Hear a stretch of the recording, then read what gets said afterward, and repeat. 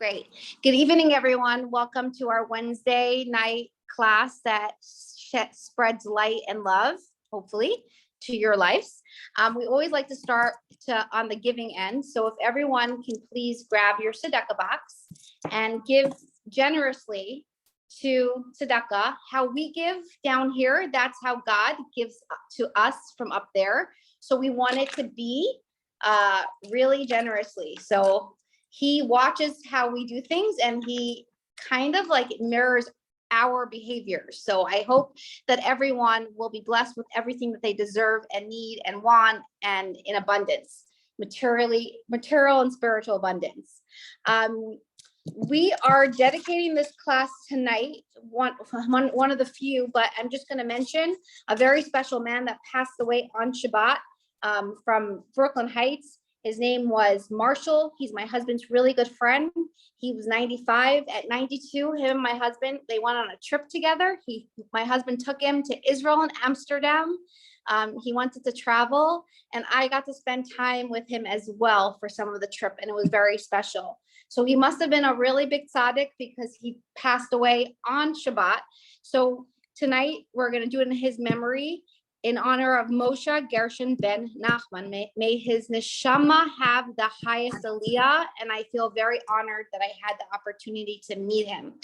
In the inbox, I'm just going to post all the names that we say, and you can add as well, and please copy and paste it if you'd like for Refuah Shalemas. And in memory, I'm also going to do this in memory of my dear grandmother who inspires me daily, Rivka Dina Bas Yosef Yehuda. May her neshama have the highest aliyah, and I hope she's proud of me. Before we introduce our guest speakers, we're gonna start off with a video of my favorite niggin that came up. It's in Russian and there are subtitles, and it's so happy, and I hope it's gonna bring joy to start off the class. So Esti's gonna share it with us.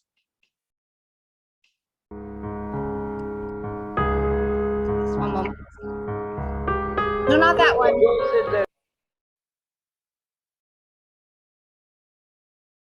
Esti, it's the one on YouTube.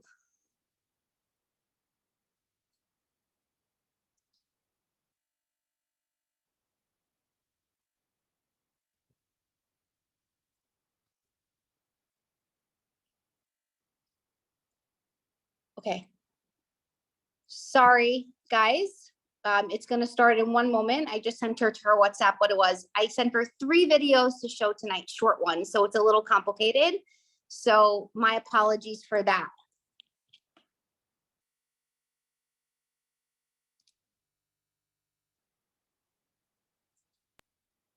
Ты земляк, зачем же ты чудак? Я тебе рассказываю, я тебе рассчитываю 13 свойств Бога, 12 наших заповедей, 11 наших звездочек, 10 наших колен, 9 мест рождения, 8 дней обрезания и 7 дней недели, 6 наших мишничек и 5 наших книжечек, 4 наши матушки, 3 наши батюшки, 2 наши мать, 1 у нас Бог, что на небе, что на земле, 1 у нас Бог.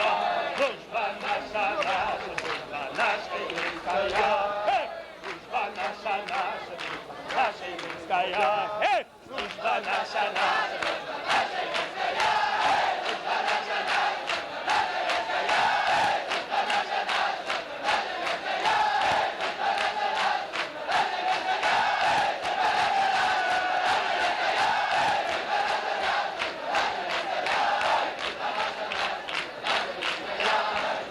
Эх, ты земляк, зачем ты чудак? Я тебе рассказываю, я тебе рассчитываю 14 книжечек Рамбама, 13 свойств Бога, 12 наших заповедей, 11 наших звездочек, 10 наших колен и 9 мест рождения и 8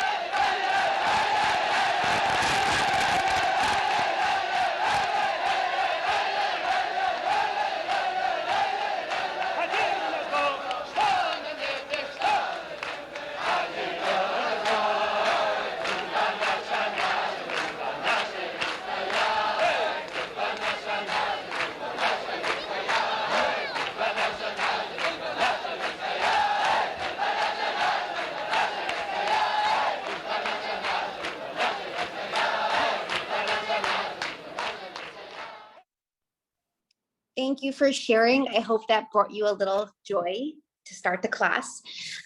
We are so honored to have Joyce Azria join us tonight. She is currently the president of Swiss CBD company that just launched in the United States called Swiss 1876. She's the executive in the Beauty's recipient, and she's a recipient of the JW Award, also a mother and a wife and a public speaker, and so much more, a fashion guru. Most of you may have heard of BCBG and BCBG Azria. That is her dad, and she will tell us a little bit more. She was very involved in BCBG's family line, and we are so blessed and lucky to have her again, and she will share some words. And she's also dedicating this class in honor of her holy father, and she will say his name as soon as she gets on. So if Joyce, if you can please unmute yourself. Hi, Chaya. So first of all, thank you for having me, Chaya. This is the second time I've jumped onto this class. And I have to say, like, as I'm getting older, I'm 40 now, and I'm learning that it's very important where you put your energy. And I feel that Hashem gives me an opportunity to speak at times. And whenever I get to join with this group, for some reason, it feels so right to me. And it always can work because the amount of dedication and love you put into each class, Chaya, is very inspiring. So I'm dedicating this moment, this class, this energy and the preparation I've made for this shiur to my father's honor, and that's Mordechai ben Rachel, or Mordechai ben Rachamim. And my father was a super giant persona, even though he was all of 5 feet tall. And he definitely marked my life in so many ways. And I'm so excited to share some of these thoughts because my father was very known for inviting many people to his home on Shabbos. And he was not a particularly religious person, but he was an extremely spiritual person. And as I was writing the words tonight for the class, I was thinking about what language to use and who would be listening, and would they be from, and they would understand these types of words. I felt like he came and whispered to me, like, everybody understands love. And ultimately, when you dial down, Torah is the ultimate love from Hashem. And so I hope that it inspires you and takes you very much like his Shabbos dinners fed the soul, and get some learning along the way. So we just came out of Shavuos, which for me individually, where I'm at in my life, was an amazing high point. I would say that on Monday night, I came crashing down from Shavuos. I mean, it was an energy that was so palpable, and it was an energy that was so large. And I really felt this Shavuos in particular, that I really married myself on a higher level to this relationship with Hashem. And I'm going to talk about a concept that many spiritual people discuss, whether it be for me, it's a Torah concept. It's a very Judaic concept, but it's a concept that even in the world of every day, amongst all of humanity, we can agree around this cyclical idea, like do good and receive good. Good output makes good input. What you put out in the world, karma. There's all these discussions about this being a cyclical world. And if I break it down very spiritually, or in a Judaic bend, for me, what does this cycle, or this hug, or this kind of what goes around comes around, what holds it all for me is the Torah. And I'm going to try and break it down in a way that moves me, and hopefully it will move you. So when you actively, have something happen in your life, right? It says that in some ways, spiritually, we are attracting that, right? So then you run into people who have a really stressful situation, or they weren't born to the parents they would have chosen. But actually, as you grow in your maturity, you realize, no, I'm so happy I had this difficult father. It taught me to be a great father. Or you hear this kind of what goes around, comes around idea. So the spiritual concept of Torah and this cyclical idea, for me, is grounded in two thoughts, which is optimism and vision. I'm going to go a little bit forward in the concept, then I'm going to go back in my story, and then I'm going to explain to you why I feel that Torah holds optimism and vision for a Jewish woman. So let me go back a little bit. So I was born in Paris, and I was raised in Beverly Hills, as Chaya mentioned, as the daughter of my father. And he was an extremely large executive in the fashion business with 31 brands, of which at some times I managed 5 or 6 of them. And it was a very dynamic life to be born into and raised into. Everywhere I went, in LA, Beverly Hills specifically, I felt that everywhere that I was, people knew who I was. So in essence, I could be myself, but I was also this daughter of a fashion king. Okay, so I could literally say, oh, that's BCBG's daughter in like 100 languages, in literally many, many languages, because it was something I got very comfortable with being called. And I would sit in these restaurants and I would hold myself a certain way and be mindful of my hair, of my nose, of my shoulders, of my posture, of what I wore, of how I acted, of how I ate. And it was very natural because as the daughter of the fashion king, people are very taken by this idea or this image that they place on you. And so you too are imbued with this sense of responsibility and pressure to act accordingly. So now, as I became religious later in life, in my late 20s, and that was traumatic, the way I fell upon my religiosity, and I'll talk about that for a moment, I was basically 29 years old, deciding, what I was going to be doing in Saint-Tropez that summer, where I was going, what I was eating, what I was wearing, how I was going to behave, what my hair was going to look like, how I could get my hair girl to come with me to Europe so that my hair looks good the whole time I'm there. And these were the things that really consumed me and my existence. And it was so much pressure, but it was also a false attachments. And there was no way to find my footing in it. And my father, as I shared with you, had this beautiful ritual of Shabbos dinner, and with many, many guests. And I always felt the best there. And as things started to really unfold in my life, I had began a divorce. I was about to become a single mother. I was growing in fashion. My company over and over again, BCBG Generation, which was on the brink of breaking major contracts with department stores, I decided that I needed to cling to what I felt was stability. And that for me was my roots. And I dug down really deep, made some great connections, and I just stuck there. I planted my feet in the ground and I started to grow. And from there, my business grew to $500 million. From there, everything that I touched was turning to gold. I remarried within 5 months of my divorce. I had another 6 children.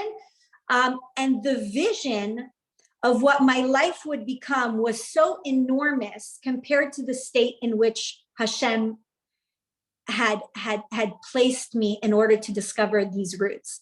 And so now I'm going to go back to this concept that I was talking to you about, this circular concept. And I want to talk about Hashem gives us this Torah on our Sinai. And here we are last week in Shavuos. And I would say, as a Jewish woman standing there, my neshama at that time, receiving the Torah, there had to be two things happening.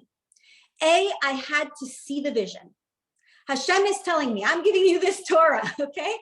And these are the Jewish people. I chose you, and it has laws in here. And there are things that you know and don't know and understand and maybe don't have the level to attain, but will you accept this all? And that moment to me in my modern day life is like, you're in a chuppah. You're about to marry some guy you've known for 6 months, 2 years, whatever it is, wherever you are in the stage. There are two things you have to have in that chuppah. A vision. You've already named your kids. You see the life. You see him going to shul. You see him in his penny loafer, and everything feels right to you. And you have to have optimism, right? How can you possibly know this person to every degree, at every angle? Maybe not. Or it also brings up in me when I became an American citizen. Okay, so here I am, this French girl in America, 28 years old. I'm becoming an American citizen. And I go there and I watch this beautiful video about America. And here I am accepting the green card, becoming an American citizen. But I can't stop there and be like, I want to be an American citizen, but I will not pay my taxes. And I refuse to stand up for the Pledge of Allegiance. And here I'm becoming an American. I have the vision of a future in America. I have a concept of optimism towards the future in America. Same thing with a diet, which is really, really relevant right now in my life. It's like, I want to diet, I want to get this body back. I want to get it going, but sugar, don't cross the line. Working out, don't push me too hard. And this is where I stand in a lot of conversations with people when I begin to open up about how in love I am with Torah and how bound up I feel in the mitzvahs and how inspired. Because by connecting myself to the Torah, there's a sort of inheritance, a divinity, a download that happens. And I believe that I'm a stronger Jewish woman, and I have the ability to have a vision and to activate my future potential through this Torah and through this optimism. But really, if I think about it, this optimism and this vision is really inherent and really an inheritance given to you when you connect to the Torah. So there is this cyclical thing happening, this respect, this love. And when you treat Torah with this open heart and you accept it, some things you may understand, some things you have challenge with, and you move forward, the vision becomes better than anything that you could imagine. I think everybody strives for different types of relationship. There are people who strive for a good relationship. I want to come home. I want to sit with somebody and have dinner with them. I want to have somebody to, go to the doctor with if I'm stressed. I want a relationship where we can talk about future things or my stress or his day at work. And then there are people who strive for like a nice relationship. Oh my goodness, it's my anniversary. He remembered, he bought me flowers. And then there's people who want more than that. I've always wanted more. It's something that I can't explain it to everybody, but in business, I want more. In relationship with my children, I want more. In my relationship with my husband, I want the top. I want the top. And it's the same thing. In my relationship with Hashem, I want the top. And Hashem gives me this vehicle, this Torah, and instructs me on how I can be my highest self, how I can activate my potential. And miracles begin to happen emotionally, spiritually, to people around you. I've told this story a few times before, but I remember I was headed to a dinner, and I used to have this table at a restaurant, at a sushi restaurant, next to the Beckhams, and it was Joyce's table, and I was always reserved for it, and I could always get there. And I remember I had just come into this new love of Torah, and I was joining classes like these and starting to spend an hour on Torah instead of going to get my nails done, or spending an hour on Torah instead of giving somebody, you know, work advice or spending an hour on Torah instead of doing my hair. And I began to get inspired around these women who I see would dress modestly. And I was not there yet. And on some days, I would secretly even dress modestly to work because there was a feeling I got in these classes, which felt connected, which felt like I could be myself, totally transparent. And I remember I was off to a dinner in skinny jeans. And I said, God, I'll make you a deal. I'll put on something so modest, but I want you to help me. And I was going through so much of a hard time splitting up my marriage. I could not wrap my head around the fact that I was failing at marriage. And I'm about to go to dinner, and from my skinny jeans, I put on a short skirt, and I still can't get it right. And I'm about to walk out the door, and I'm like, I just made a promise to God that I will try and dress modestly. And I'm walking out in a mini skirt. So I walk back in my house and I put on a long skirt. And I look at myself and I don't have the confidence. And I, again, put on the mini skirt. And it must have been, my girlfriend must have been waiting for me forever. And I switch in and out of my clothes maybe 10 times. And I finally throw my skirt on the floor and I put on a longer skirt and I leave. I'm sorry, I don't put on the longer skirt. I drop my longer skirt, I drop everything, and I put on the jeans because I say, for me, this looks super modest. My legs are covered. I've got these jeans on. And I even said in my head, they have a layer of leather over the jean. It had like this wax thing. So I'm even so modest that I'm wearing a leather layer over my jeans. Anyways, I go to the dinner and something happened at the end of the night where a Japanese tea urn was spilled onto me. And I'm screaming in the table and I'm saying, God, help me, ow. And I'm screaming as this hot water is being poured on my lap. And my girlfriends are freaking out, one to the right, the other one to the left, and nobody moves. And I get scalding hot water all over my legs. And I remember running to the back of the restaurant and seeing boils all over my legs, like burns. And it was just nothing to look at. And I decide to call my Japanese herbalist and I say, help me, what do I do? And she's like, why aren't you at the hospital? And I had so much embarrassment. I was so embarrassed to even walk out not looking perfect that I couldn't even get myself to a hospital or call the ambulance. And she tells me, put honey on your legs and do this and do that. And so I'm doing all of these things. And I realized there's nothing to do. There's only to talk to Hashem and ask for help. And I look up to Hashem and I say, help me. And I end up in my home 20 minutes later and looking at the floor, seeing all the outfits I had tried on. And then I look back at my legs and I have nothing there. Absolutely nothing. And at that point, though, the pain had gotten so unbearable that I ran to the hospital anyways. And when I got to the hospital, he told me, the ER doctor, this is a very different type of burn.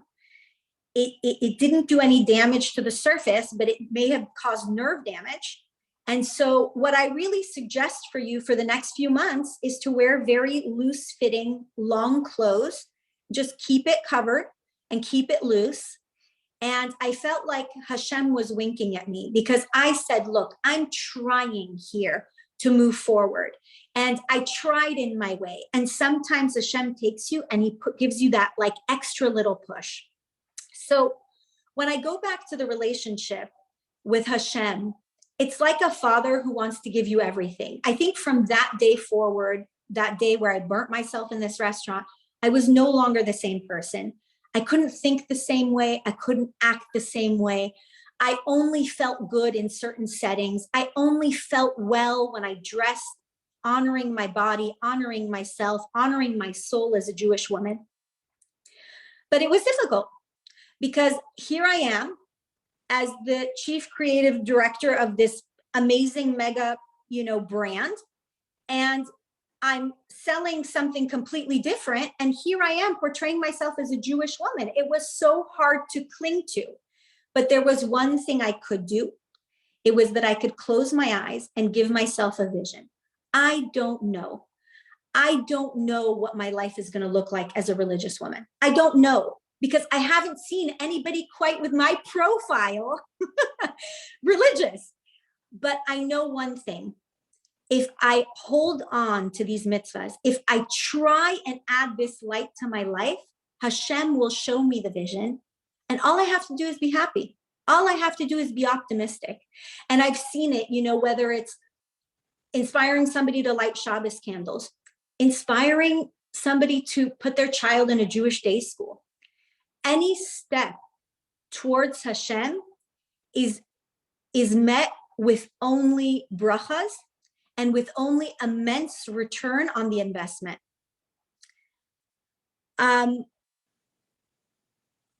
Another thing I was always challenged with was trust in myself, trust in others.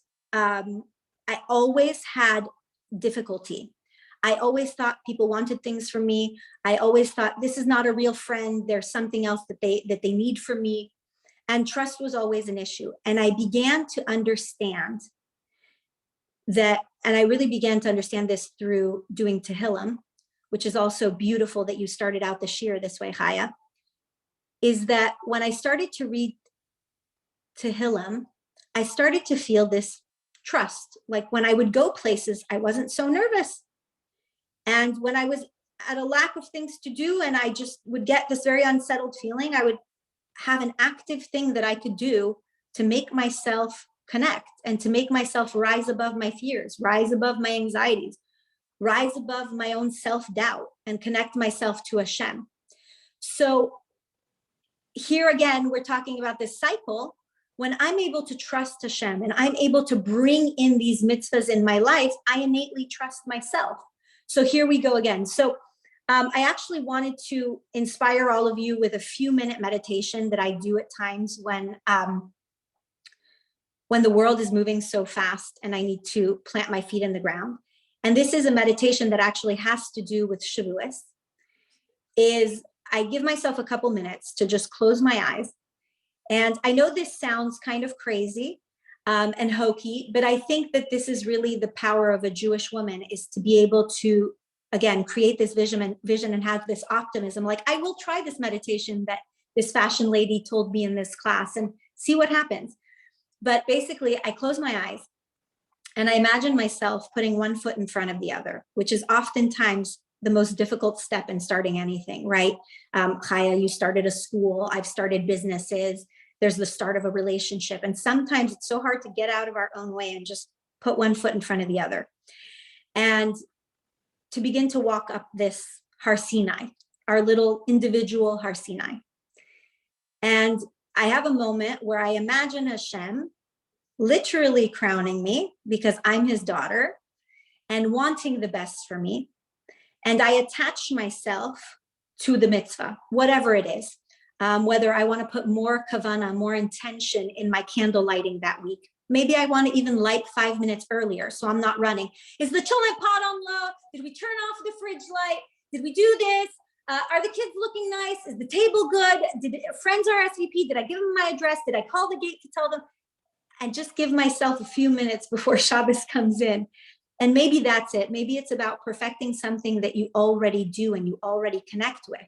Or maybe it's putting on something else. But basically the idea, so you close your eyes and you take these few steps and you start to climb this mountain. And you accept this mitzvah on yourself and you practice. It's a vision state, because I know when I started, I would see these people who have it seemingly figured out. These frum women have it figured out. Here I am, this huge fashion executive. I could buy anything I want, but you know what? I can't buy that optimism that she has. I can't buy that vision that she has. I can't buy that spirituality that comes with being one with the Torah. I could buy a lot of other things, but all of those things could be taken from me. And so here I am in this meditation. I climb to the top of the mountain and I receive this mitzvah. And I take the mitzvah and I try it on. I see myself lighting the candles early. I see my house in perfect harmony. I see myself transitioning a child, which I did with my first child, from a day school to a religious day school. I see myself dressing modestly. I see myself donning a wig, and I feel happy with it. And I energize it with optimism, because truly, whenever we wake up in the morning, we don't know where the day is going to go. We don't know what we're going to be met with. But if we have two things, one, we can actually open up the lens and create a vision, and two, inspire it with optimism, we're in a much better place. So I do this because I feel that it's a way to remove limitations. And I see that Torah does that naturally. Torah, so when I'm doing these types of meditations, I'm actually copying Torah, because Hashem has this huge vision for us. He has this huge plan. Actually, there's a girl who started to work in my office this week, and she said something really cute. She said, you know, I heard that when you pass away, you see a trailer of your life. Like the potentials, the things you did, the things you should have done, the missed opportunities. And she looks at me and she says, I want to have the best trailer ever. And I thought to myself, it's what we all want. As Jewish women, we want to be in our potential. We want to materialize all these things. But how do we get this download? How do we get this portal? Have you ever seen I go to award shows sometimes and I see this woman who's a Harvard graduate and she has all these honors and all these things. And she started working for this venture capital fund when she was 22. And I'm thinking to myself, I'm a high school dropout. Like, no, I got my high school diploma, but I did not go to college. I was raised by, an entrepreneur father, all of these things. But I say to myself, Torah is my inheritance. Torah is my inheritance. It's my knowledge. It's my portal. And I see that in a lot of the things that I put my energy in, the output is bigger, more successful, more exciting. The people whose hearts I've touched along the way is so much more powerful, because it's not from me, it's from Hashem. But the way I got there is it's like opening the eye of the needle. It's just to begin to close our eyes. And even if we don't step into the mitzvah right away, to hold a space for it. So if I want to hold a space, right, for having the outcome of the best marriage ever, like we were talking about the three scenarios at the beginning of the speech, I think it was the marriage, the American citizenship, and the diets, okay? If I want to open that up, then I need to tell Hashem, like, Hashem, these are the things that I want. How do you know you have a deep relationship? Chaya, how do I know I have a deep relationship with you? I can tell you anything. I could literally ask you for something. You could ask me for something. And that's a deep relationship with Hashem. Now, how can you ask Hashem for something? Typically, you feel, hey, I've given here. She's given back. We have this mutual relationship. I give to Chaya. Chaya gives to me. So there's nothing I can't tell her because it feels mutual. And how can I sit there and give Hashem my laundry list at the end of the day? I want the best marriage and I want the best, health for everybody I love. And I want shidduchim and I want this for all these people that I care about. Sure. So Hashem is saying, well, let's talk, let's make this relationship. So light these candles, bring this light into your life and begin to open this vision for me. And from this vision, let's infuse it with happiness. Let's infuse it with optimism and let's see where it goes. And typically, I don't know, I've given this meditation to a few people and I always get the answer, what did you do? Oh my goodness, you are a magic woman. I had this idea, I had this thing, and then this person called me, and then this happened, and then this happened. But it was none of the above. It has nothing to do with me. It is the one above who says, you're opening this vision for me. And so here I am, I'm in here and I'm building it with you.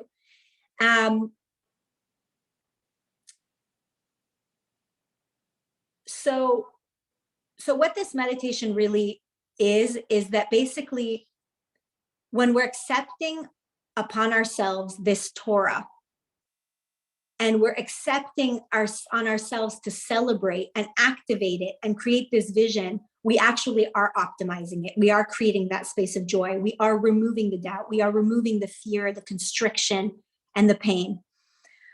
So I want to speak lastly about building a mikvah. I think at every stage in the game, in the game of life, we want to grow. We want to grow in our observance. We want to grow in love. We want to grow in our ability to help others. We want to just, our constant nature is to rise and grow.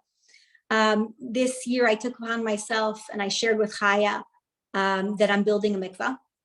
And I don't know the level of observance of everybody in the room, but if I can walk away with one idea, it's the idea of mikvah and purification. And my husband said it once in one of his Dvar Torahs, and it was like a very simple concept that I just want to relay, that each one of us have an opportunity every day of our lives to be born anew and to go through a process of cleansing ourselves from the day before and emerging new.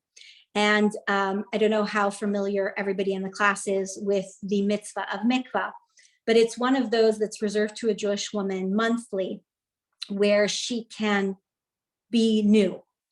And that concept for a Jewish woman is enormous. And this year I'll be building a mikvah in Davie, Florida. And it's something that I'm very, very excited about. If anybody is open to hearing more about it, learning more about the mitzvah, I'd love to share. And just wanted to finish up on that point. Wow, Joyce. And if anyone wants to give money towards the mikvah in Davie, Florida, it's a huge mitzvah to be part of giving to a mikvah. It brings you blessings. So I will send a link. Thank Joyce, you. that means that we're going to get you back again to share about mikvah. To talk about mikvah, with pleasure, with pleasure. And Chaya, I don't know if anybody asked questions. I know you guys don't do questions anymore, but is there anything that I might have left unfinished? Because I usually go with my whole heart into things, but I don't know if there's anything else that you wanted to discuss. So I'm going to ask you one question, if that's okay. How did mikvah change your life? Okay, so I'm going to talk about mikvah was a mitzvah that I was introduced to later on. I was married for 10 years before, and then as I shared with you guys, I was divorced and then was remarried. It was a mitzvah I learned about later. But I feel like as a woman, you know, I spoke to somebody about moving to Florida last month. And she says to me, is it hard? Is it hot? Is it this? Is it that? And, you know, the husband really wants to leave. And I said to her, if you can't envision yourself here, any talk I'm going to have with you is not going to take you to the move, right? So I think women have to have like a vision about the future. And this is what we talked about right now, a vision and optimism and really bringing Hashem into our lives. But for me, the mikvah is a complete rebirth. It's a complete rebirth in the sense of dropping my own limitations. So for me personally, every time I go into the mitzvah, it's kind of a mitzvah that connects me with all Jewish women. And I take it upon myself to pray for so many people, for the entire Jewish woman, for the world, for all of us together as a group. And it's a vision point for me. It's a point where I can start new, and I reemerge monthly with new ideas and a new way I see myself. And you know, there's this concept when you haven't been through something, it's very hard to explain it to somebody, right? So I would say that if I could concretize it in words, it's the ability to move forward and wash away the past, whatever that means in whatever situation. So for me specifically, when I took on the mitzvah, I was able to leave things behind, and it's almost like I could really just disconnect from them and move forward into the idea or vision that I wanted to have in the future.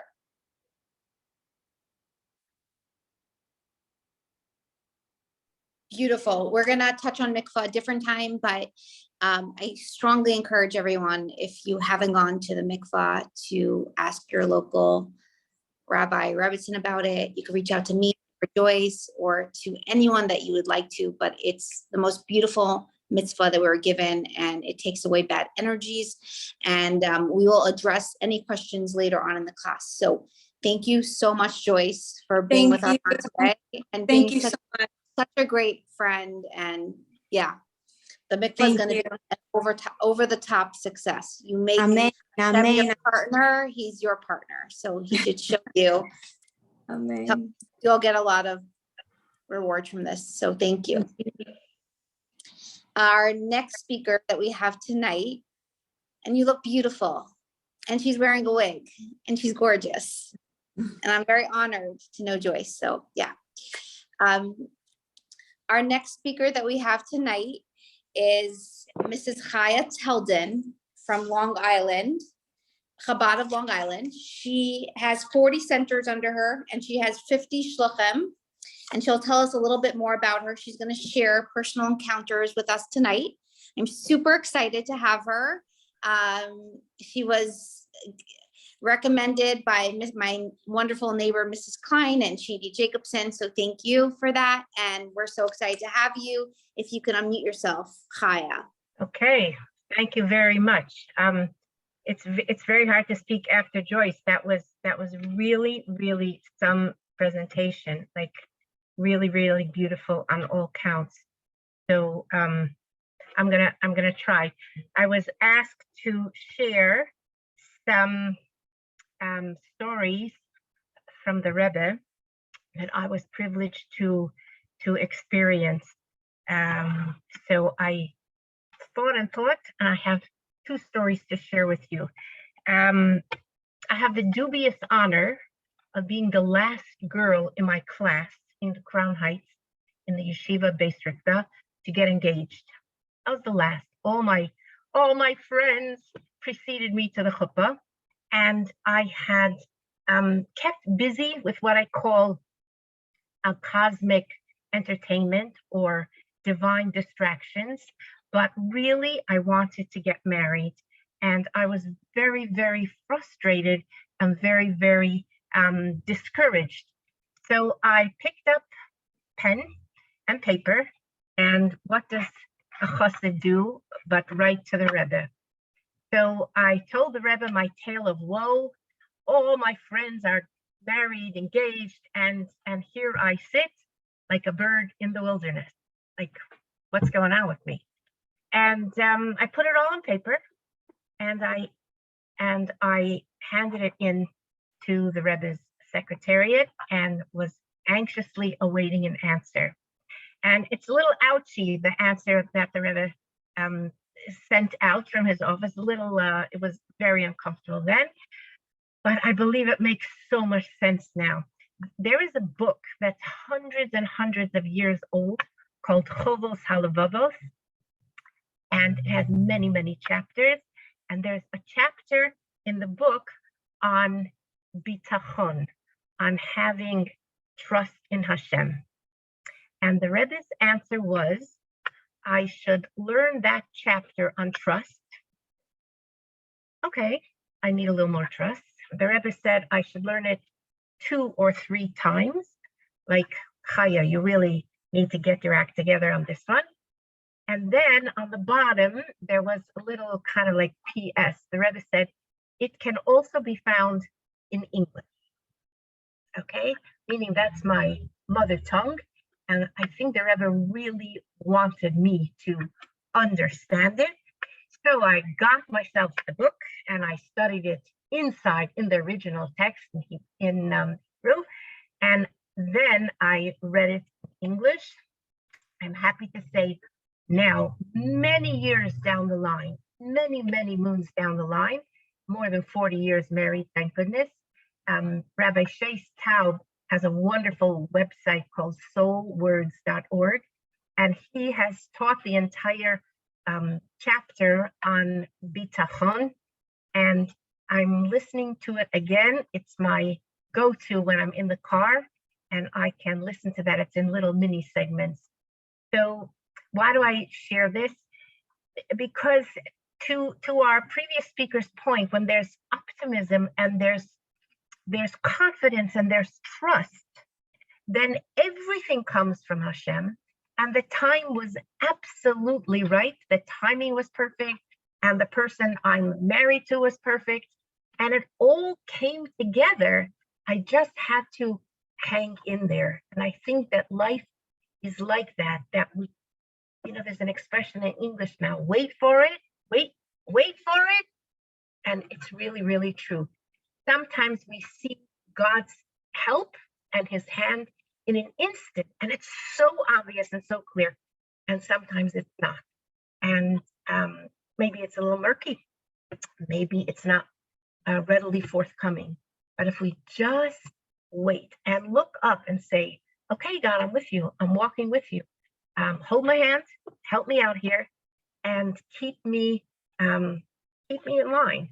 I think that that's the most successful way of conducting one's life. And it is an awesome tool. That's the first story that I want to share. And the second story I'd like to share is many years later, when my husband and I had already moved to Long Island, we were raising funds for our activities, and we were having a fundraising dinner. And my kids were young at the time, but they were not demanding, but more like fetching, that they want to come to the dinner. Now, as the hostess, I didn't need little kids, pulling on my skirt or wanting a drink of soda. So I said, actually, my oldest son could come to the dinner. And that was fine. And I told the other boys, next year. Good, it worked out beautifully. The following year, we had another dinner. And my second son was supposed to come with my first son. Now, son number 3 was really not happy with the arrangements. And he was, in fact, quite upset. So I thought about it and I almost caved in, but I said, what, I can't have I don't know, he was probably 6 then. I can't do it. I'm the hostess. I have to take care of things. So I made a compromise. At that point in time, we were able to go on a Sunday to 770, the world headquarters of Chabad, and the Rebbe would distribute dollars. One waited in line and had a brief moment in front of the Rebbe. My husband was taking the honorees from our dinner and asking for a blessing, a bracha for the success of the dinner. And I said, you know what? I have a great idea. Son number 3 could go to Crown Heights, 770, and he is going to be able to go to the Rebbe with my husband and all the honorees. And a trip to New York usually meant for us pizza, because there's nothing kosher out here. At least that time, there was nothing kosher out here. I said, you get to have pizza, and then you're going to come home and you're going to have a babysitter, and next year you can go to the Rebbe. And he was pleased with the compromise. About 2 hours later, my phone rang, and it's my son. And he gleefully says to me, I'm going to the dinner. I'm going to the dinner. Like, what? Put your father on the phone. My husband got on the phone. I said to him, what? So he said, calm down. My husband was standing next to the Rebbe. My son came to the Rebbe for $1. And the Rebbe turned to my husband and said, and is he going to the dinner? Meaning my son. So my husband, I have the video of it, which it's so precious. You see my husband's face like melt and morph. And my husband said to the Rebbe, of course he's going to the dinner. So the Rebbe gave my son $1. And then the Rebbe gave him a second $1 and said, I want you to be my representative at the dinner. Okay, so we stuck a box, as Chaya so beautifully began the evening with our giving tzedakah. And at the dinner, my son took $1 and put it into the tzedakah box. So the story could end there as how sensitive the Rebbe was to a 6-year-old's desire. My son didn't say, I want to go to the Rebbe. The Rebbe addressed it on a soul level and told my son to go to the dinner. Story over. But we did not have a dinner the following year when it would have been his turn. In fact, we didn't have a fundraising dinner for 10 years. And then we had a dinner. And at that point, my son was studying out of town. And I felt it was imperative that he come to New York. I brought a stucco box to the dinner, and I asked him one more time to be the Rebbe's representative at the dinner, and all the brachas that the Rebbe was bringing was through my son being a conduit. So I remind him of that, the power imbued in him and embedded in him. And it made a huge difference to him, and it brought such dignity and such honor to our dinners. So I can encourage, again, this is my first time here, I can encourage everyone, those who are close in proximity and those who are close at heart, to stay connected or to enhance your connection with the Rebbe.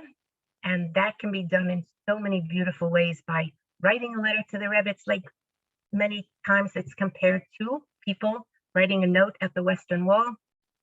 You can fax it in, you can mail it, you can send it, or just connect long distance, because we know that distance doesn't make a difference when it comes to spirituality.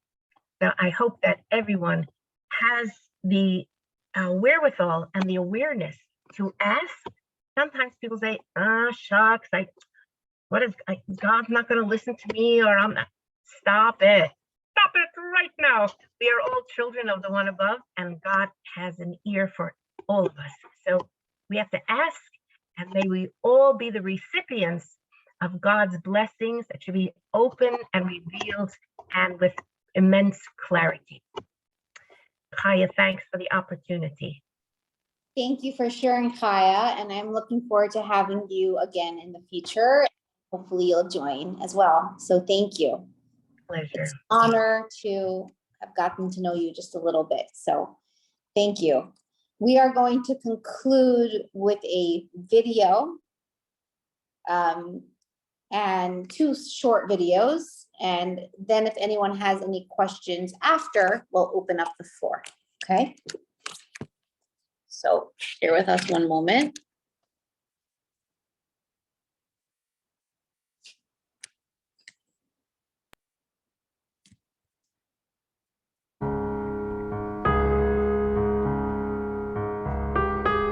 Vodose der Limes Rus was da Bilga Basmilia.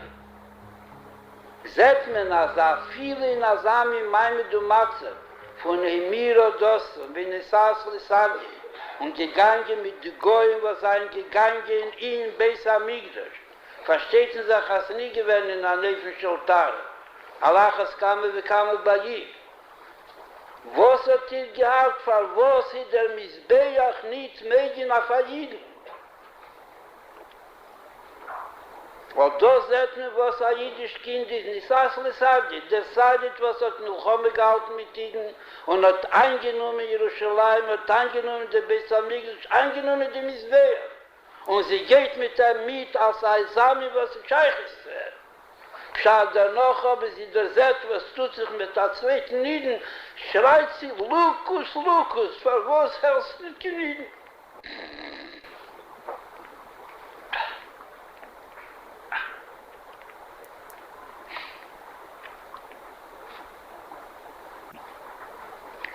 Verfasst erzählt, dass die Gemorre Kommer Lehil, sich nicht hast wir schon in das Appel Begnusem Shel Yisrael.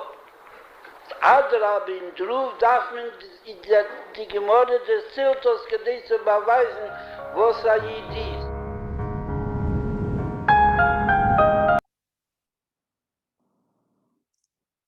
Wow, we're going to show another short video and then we'll open the floor for questions.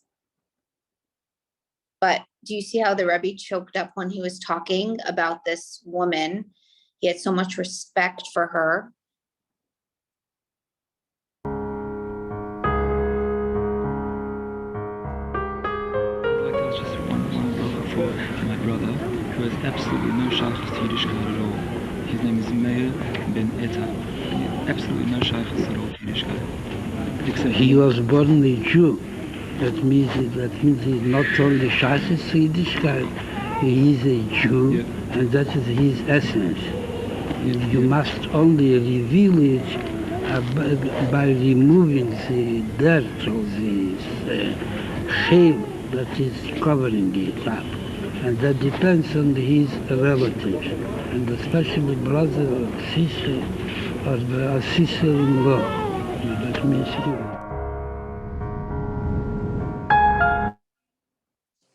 Wow, that means that we are responsible for each other. And I just want to thank Shandy for these videos. They're produced by the JLI Institute and GEM. So thank you. We are going to end off with a question. So if you can unmute yourself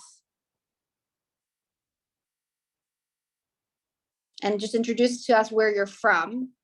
You just have to press unmute. Hi. Yeah, no, I kind of messed up.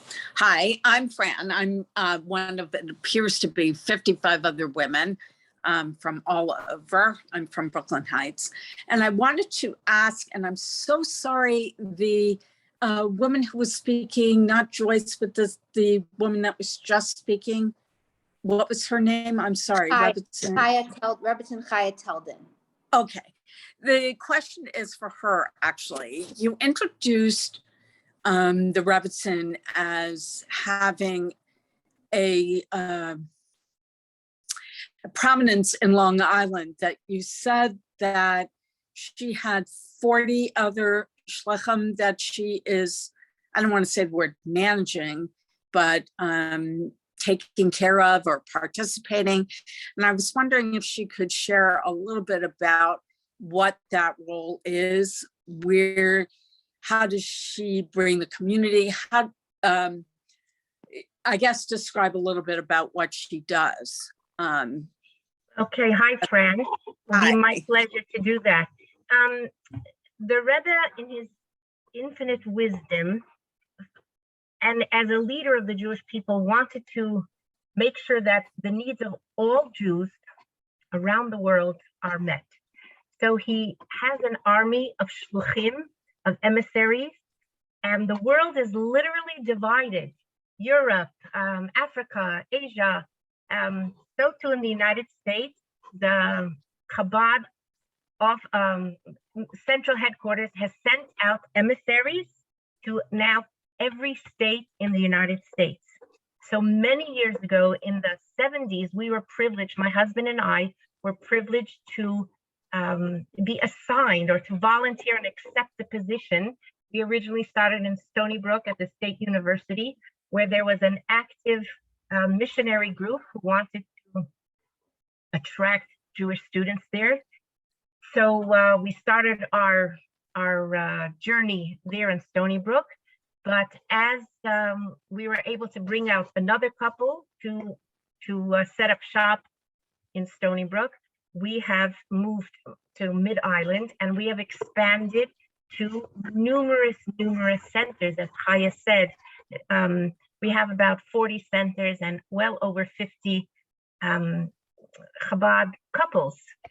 So I don't do it myself. I tend to, I'm not going to say take care of the women's aspect of it, but Chabad around the world, wherever you go, you will find Chabad. Our job is not to make Lubavitchers, but rather to bring Judaism in a joyful and palatable way to people around the world. And it's a privilege and an honor to be one of the foot soldiers of the Rebbe. We do that through education, day camps, day schools, a mezuzah campaign, you name it. You know, I deliver challahs on Friday. Whatever it takes to make a Jew smile, that's what we're privileged to do. Thank you. That's so nice.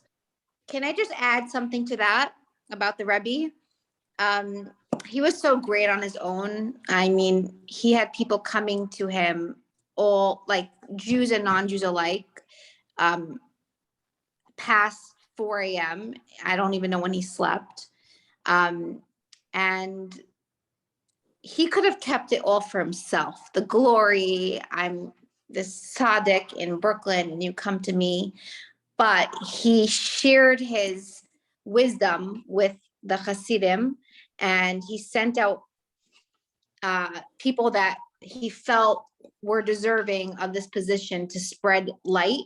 He also said that people in the workplace could even touch a Jew even more so than a shliach. So every single person on this class is a shlicha or shliach or An ambassador, an ambassador to spread light in the world. And the Rebbe acknowledged that people that were in the workplace can even do more than a shliach, but he put people in charge. And if you, I don't know if anyone has been to it's incredible, the women's convention, and then there's a men's convention where all the shluchim come together and they discuss, but everyone really thinks in the line of the Rebbe. Like it's incredible what the Rebbe did.